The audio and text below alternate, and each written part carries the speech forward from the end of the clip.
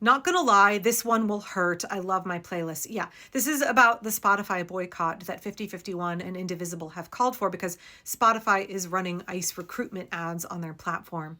Believe me. So I've never subscribed to Spotify. I'm too cheap for that. And also, they've done a number of problematic things over the years, so I've always only had the free version. And I guess I want to say a couple of things about the boycott here. Number one is that Spotify is uniquely vulnerable to a consumer boycott. We have particularly effective leverage here because something like 90% of their revenue comes from paid subscriptions from regular people like you and me. It's very different from CoreCivic and Geo Group and Avilo Airlines, where most of their revenue comes from government ICE contracts. It's also different than other ways you might think about boycotting other platforms that are running ICE ads. I think you definitely, if you want to boycott those, go for it. I know that some people said YouTube, which is where I make most of my income, has been running ICE ads. I have not seen any of those. You can go into your YouTube settings and turn on targeted ads, and then you'll never see an ICE ad again. But if you want to send a message to YouTube, I really encourage you to think about the fact that just not watching is not really going to have an impact at all. It will likely hurt the creators more than it hurts the platform. Because remember, an effective boycott needs a public demand. It needs a coordinated effort. Boycotts are ineffective when some people just decide to drop off and there's no demand communicated to the business and there is not a mass organized movement to withdraw our financial contributions, our customer, I was going to say customership. That's not right. What's the word I'm looking for? Brand loyalty. We're not going to give them any more of our money. Sorry, y'all. It's been a long day. So I think if you have YouTube Premium, I would encourage you to cancel that. Again, I say that as somebody who makes my living on YouTube. I have sent them a very aggressively worded message being like, what the fuck are you guys doing? I would encourage people who have YouTube Premium, if you want to cancel and tell them why, that's fine. Let me go back to the Spotify thing. So because it is the subscription money that keeps them going, I think there's two ways to look at this boycott. So cancel your subscription. If you have one, follow the Indivisible recommendations for what to do. I've seen so many people say, I can't give up Spotify. There's no other service that I can use. I refuse to use Apple products. Like I'm already boycotting so many things. I already gave up Kindle. I already gave up Audible because that's all Amazon run. Like I can't give up everything. I get that. I get that. Again, no judgment. I make my living off of a platform owned by Google. I use Google Scholar to download research papers and read them. I use Google Calendar, right? Like you're not going to get any judgment from me. I would just encourage a couple of things here. Number one, if you have a paid subscription, cancel it, let Spotify know. If you can't give up Spotify altogether, listen to the free version and understand that 90% of their revenue, all of the leverage, all of the power that we actually have is really about canceling subscriptions. Yes, it would be great if we all could stop listening. I understand that for some people, there has to be a compromise step. I understand for some people, they're not going to totally cut off the platform. Just cancel your subscription. Don't fucking pay for it. Same thing with YouTube. You don't have to give up YouTube. Don't offer them your money when you could just watch without giving them a dime. That is far more impactful to Spotify's bottom line, I think, than it is to YouTube's. And also, if you want an effective boycott, one of the things we talked about from Indivisible is like not targeting all of the platforms. I know some people said there are other businesses, other streaming services that they have seen running ICE ads. I don't know what all of those are, but when you have an effective boycott like the one we're doing here, you are targeting one business and you are coordinating and consolidating all of your effort toward one single target.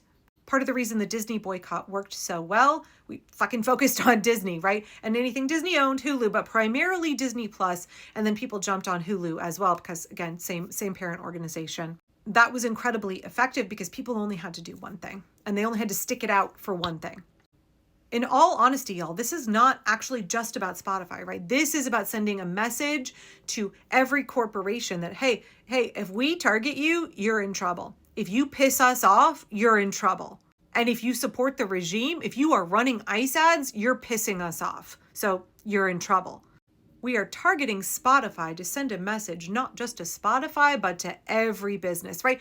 It's like how the Trump regime will target one group, one college, one law firm. And what they're doing is trying to chill dissent. They're trying to make anybody else afraid to speak up, to push back against the regime. They're trying to make everybody afraid by targeting one person or one group. They're trying to make everybody else afraid to stand up and trying to force everybody else to comply. Oh, well, two can play at that game, motherfucker, right? We don't have to target every business at once. In fact, if we try and do that, we really dilute the power of a boycott. We know from tons and tons of research on how effective boycotts work that it's really not good to pick a whole bunch of businesses. Pick one, and it will have a chilling effect for all of the businesses. Y'all better all be fucking thinking twice about going against the American consumer. Y'all better all be thinking twice about supporting fascism because American consumers are not going to stand for that shit. We're using Spotify as an example, but please understand, if you don't get in line with what we want, we will come for you next. This is precisely what I mean when I say that our greatest power is economic power. There are so many more American consumers than there are American voters. We had not great voter turnout, and there are so many people that are not registered to vote. Teens, absolutely. One of the things that one of my teenagers said was, electoralism feels like way off in the distance for him, right? Like, well, that doesn't feel like a way that I can resist. Oh no, teenagers are an incredibly powerful portion of our consumer culture. They're critically important to the economy. Here's a way that your Gen Z and Gen Alpha kids can fight fascism. We hit corporations in the pocketbook. So now let me really quickly give some alternatives here. So I think that Indivisible recommended a platform called Tidal. I'm not familiar with them. My eldest child recommends SoundCloud. My 17-year-old was like, what if we go retro and we like rip some CDs and then, oh shit, we don't have a CD player in the car. What if we get a CD player in the car? Actually do have a box of CDs. I got rid of a lot of my CDs, but I do have a box of like Crosby, Stills and Nash and Steely Dan and the Judds. For me, it was a quiet day in the car today as I was shuttling kids around. We didn't have any music playing.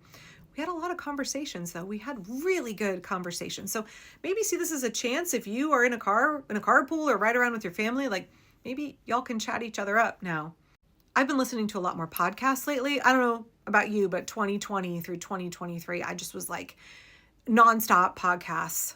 And then I kind of got out of it a little bit, and I have a few that are my favorite. Maintenance Phase, You're Wrong About, a couple of others that I really like, but maybe this is the time to get back into podcasting. Have you listened to Scamanda yet?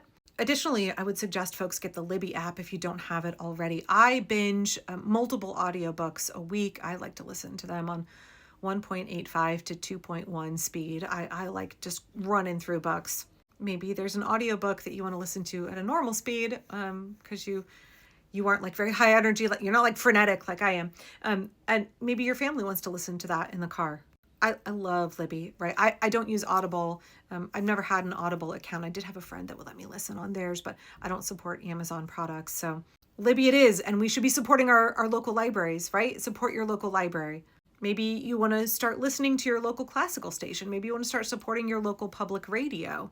It really hurts. I love my Fall Out Boy, y'all. I listen to Fall Out Boy all of the time, and I think so much for Stardust. While it was an album that was meant to be about COVID, meant to be about 2020, it is even more applicable in 2025 America.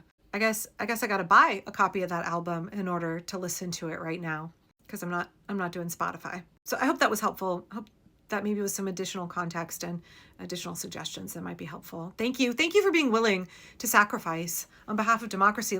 Everybody has to sacrifice, and it's so good to see people being like, I'm willing to take on more and more inconvenience. I'm willing to give up more things because we understand if we don't make sacrifices now, so much more will be taken away from us in the years to come. We are investing in future us. We're investing in a future America. And when I think about it that way, that makes it a lot easier to give up things now. So thank you. Thanks again.